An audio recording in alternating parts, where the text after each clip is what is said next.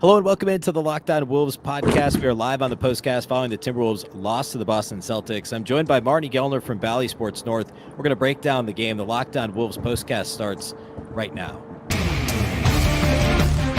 You are Locked On Wolves postcast, part of Locked On Sports Minnesota. Your team every day.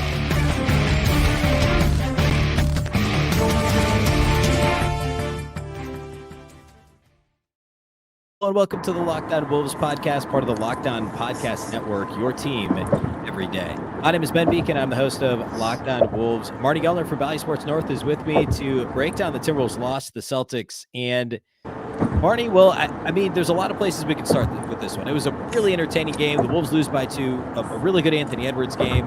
Solid defensive performance overall. Certainly officiating adventures down the stretch. I don't know. Where do you want to start with this one? I mean, it's a tough one to try to digest and pick apart and figure out what the heck just happened. I feel, in a way, shorted just because the Celtics came in with the second best record in the NBA, also the second best in the East, but the second best in all of the NBA, a legitimate title contender this season. And the Wolves played them step for step, toe to toe, until the very end. And those controversial calls came in at the end, egregiously controversial. We are not going to sit here, Ben, you and I are not going to blame the officials on this one and whine and complain, but there were 2 very distinct head-shaking, holy crap moments in the final minute of this game that should not have been a reason that things went one way or the other, and they were part of they were factors down the stretch. So I'm left with the Wolves were right there playing the second best team in the NBA toe to toe. And then the kind of what we're pointing at and looking at and trying to figure out is, what was that call? Or why wasn't that called? And that's not where we should be at this point. No, it's really not, because I mean, you're spot on. Like, there's so much to like about this performance for the Wolves, both ends of the floor. It was exciting down the stretch. The Timberwolves could have folded down double digits multiple times. And at the same time, I'm very cognizant of this on Locked On Wolves. I do not like to talk about officiating. I think it's part of fandom. It's whatever, like, people can talk about it, and it is a factor every night. There's a reason why, like it is a factor in the game. It's not directly why hardly ever a team loses a game. It can absolutely be a factor. And in this game, regardless of what team you're rooting for, it was a factor down the stretch. And there were, like you said, I think egregiously controversial is a good way to say it, because they were pretty clearly the wrong calls, and they all seemed to go, not all seemed, they all did go against the Timberwolves. And I think we can call that as we see it, while still acknowledging the Wolves did plenty to not win this game themselves, right? But it's also hard to say they didn't deserve to win, right? Like, they were competitive throughout. The Timberwolves, like I alluded to earlier, I mean, Anthony Edwards was really good. I thought this was one of his better all-around games, certainly recently.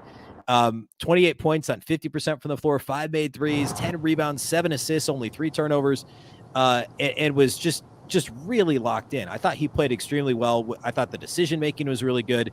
And at least early in the game, the Timberwolves just missed a ton of open shots, and both teams did, really. I mean, in the first half, I think the Wolves shot 36% from the field. The Celtics were only 33%, but they made more threes and got to the line a lot more, so the Wolves are actually down by 1 at halftime. But the shot making was just not there, open shots. Ant was not getting any help from his teammates in this game, especially early. But I thought Ant played really well. I think so too. I thought his decision making and his getting to the rim and his getting in the paint and his ball movement and just the moves he's been putting on players and looking for open guys.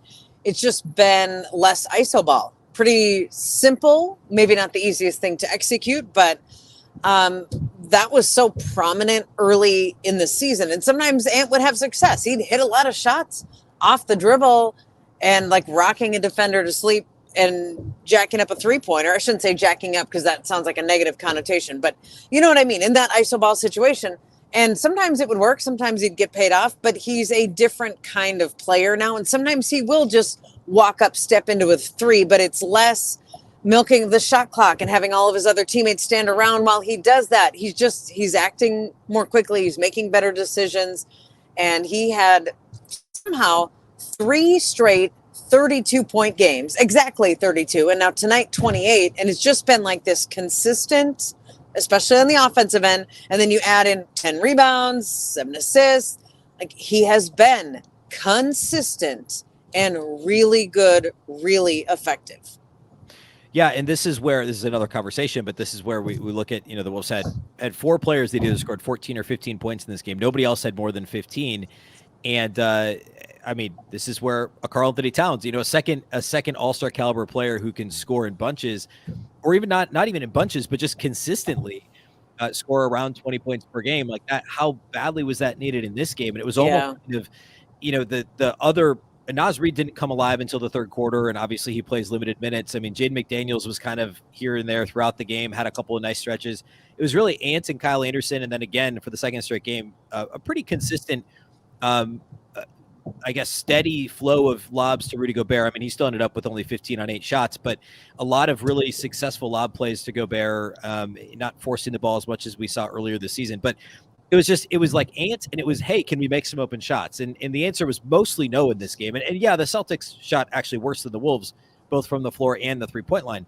But Conley was just 2 of 6. McDaniels was 2 of 7 from deep. The bench combined to shoot 3 of 14. 3 of 14 from the Wolves bench on 3-point attempts.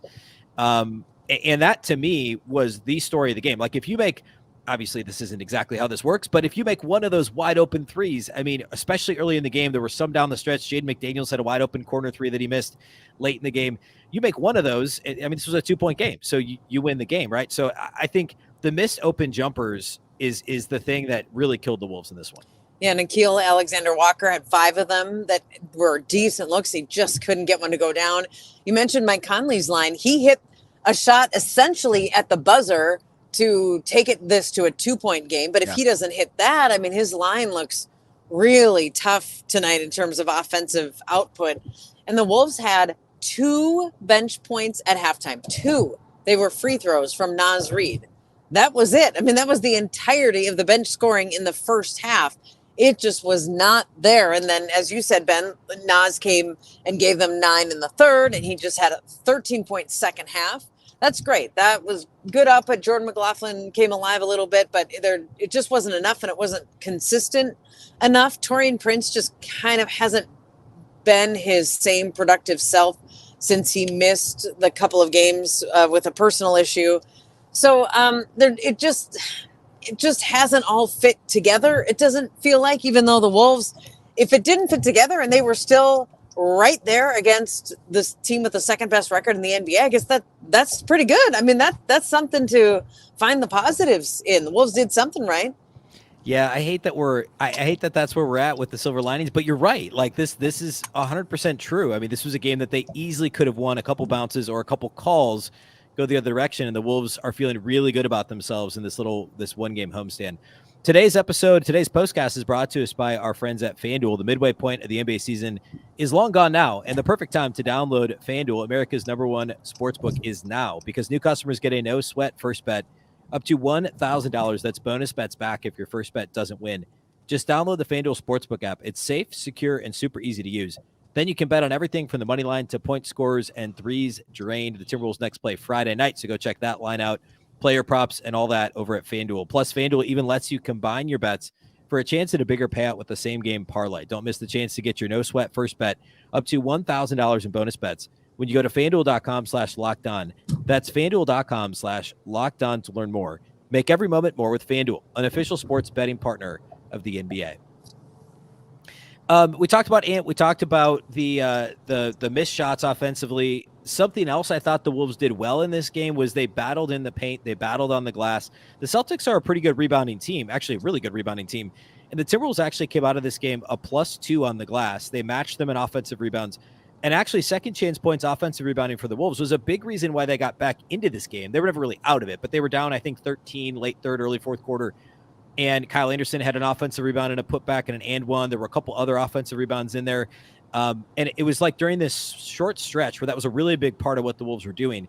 And just in general, to battle a mostly a close to full strength Celtics team like they did in the paint on the glass, I thought was pretty impressive. Yeah, it was. I mean, some of what the Celtics did was just them having an off night, like Jason Tatum not hitting from three, but some of it was the Wolves just kind of taking them out of their game. And it was kind of a good news, bad news. Like the Wolves were neck and neck on the glass. They were holding the Celtics down shooting percentage, but the Wolves also couldn't hit those shots. It was like at halftime, both teams were shooting in the 30s%. So you could either say great defense by the Wolves holding the Celtics down, or Wolves can't get the offense going to get the Celtics. It was like both teams were kind of canceling each other out somehow. And none of it really led to one team dominating on one area, whatever. Pick your stat that you're talking about here, Ben, rebounds, whatever.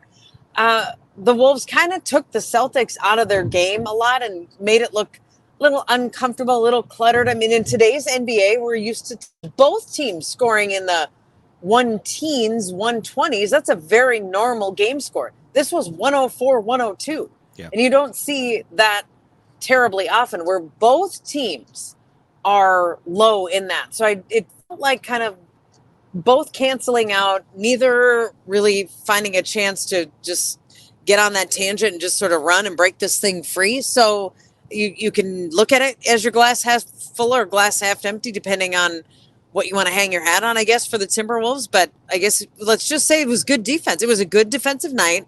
The Celtics never really looked super comfortable. They never looked like they were in cruise control. So that's the way we're going to frame it here tonight. Yeah. Let's go with that.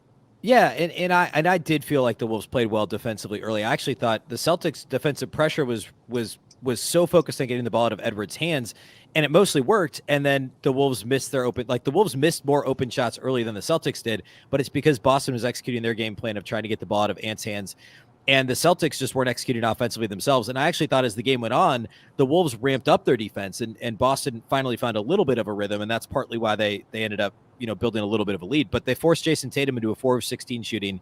Obviously, Jaylen Brown had a really good night, but Jason Tatum was 0 of 8 outside the arc. He did get to the line 16 times, which goes a little bit back to the officiating conversation. But in general, I thought it was a good defensive performance. I mean, anytime you can force the Celtics into 104 points on 40% and 30% from three, it's a pretty good defensive performance overall. Next up for the Wolves, I mean, hoping that they can put it. I should mention, we've talked a little bit before on the postcast about the this kind of vicious cycle the Wolves are in. I believe I saw after the game that the Wolves are now first in the NBA in technicals, they have been for a while actually, first in flagrant fouls, and I think first in ejections as well. Obviously, a game like tonight where you've got a couple, you had two more, two cheap ones at the end of the game. That adds up. Kind of reminiscent of that Memphis game back a couple months ago when Memphis had the same thing happen to them, I believe, at Target Center. Yes. Yep. Yeah. It's this vicious cycle we've talked about before, Marney, of like, hey, the Wolves, a lot of times it feels like they're getting the short end of the stick. This game, they certainly did. There's no question. And then a lot of times they over complain and they kind of get into this like, woe is me attitude. And then the officials don't like that, understandably. And then it turns into like, okay, now we've got technicals, we've got ejections, et cetera. And obviously those points add up as well. So I don't know. I mean, the season's obviously almost over. I don't know if this is something the Wolves could pull out of, but it's not a good sign when the Wolves are first in all those categories. No. And Anthony Edwards has to be careful individually because he did get the last one rescinded. And this one did not look egregious when he got ejected. He got a technical, and he got it ejected after one technical, not two. So he must have said some kind of magic word. So this one might stick. And so that puts him at, I don't have it in front of me, but at 14 maybe for the season. So, and if you get to 16, it's automatically a 1-game suspension. No questions asked, no pleading and trying to get out of it. That's where it is. And the Wolves cannot afford to have that happen. Yeah. Well, are we going to talk about the jump ball? We got to break this down and tear this apart because the Al Horford moving, not just moving, completely changing position on the jump ball, and then Grant Williams like quick leaning into Rudy Gobert quick. I mean, there were multiple things going on where it was hard to wrap your mind around, like, what just happened here? Did they just allow this? Yeah, and how many times do we see, maybe not with 3 seconds left in the game, but I would argue that it's even more important, but how often do we see officials blow a jump ball dead or re-jump it because it wasn't a good jump, it wasn't a good throw, a toss, or because players are moving, or because they need to reset players. And it feels like if ever you should do that, it's in a 2-point game, right? With 3.5 you should seconds anticipate there is going to be a violation. These guys especially are all when you have a 7-foot-plus guy in Rudy Gobert and a guy that's easily 6 inches shorter. You should assume there will be a violation, right? Because that happens all the time. You have, and he's not a guard, but a lot of times you have guards or smaller players that are trying to steal the tap. That's what they're taught to do because it's the only chance they have to win it. So to let them get away with that was kind of crazy. There's a whole list of calls we could go through. That one to me is the most head scratchy because it's a clear violation of the rule. And in my mind, what happened at the end was the Timberwolves probably went back to the huddle, saw the replay, and they also all saw it happen in real time, and then came out and complained about it, which is why you have the ejections. Yeah. But like earlier in the game, like the Gobert technical after the dunk, that was only called after the Celtics asked for it to be called. And then also the Nas technical after the foul on Marcus Smart, which was questionable. Smart asked for a technical, the technical was actually Kyle Anderson, but that came after Marcus Smart asked for a technical foul as well. You can see both those things clearly on television. Yeah. So that to me, on top of what happened at the end, and there's plenty of other things we could, poke at, but those to me are the most frustrating because that to me flies in the face of, the Wolves. Do they complain too much? Yes. Is that an issue? Yes. But then when this sort of stuff happens, it just further fuels that. And it's a, us against us, them against us mentality. And I don't know, this game's not going to help that.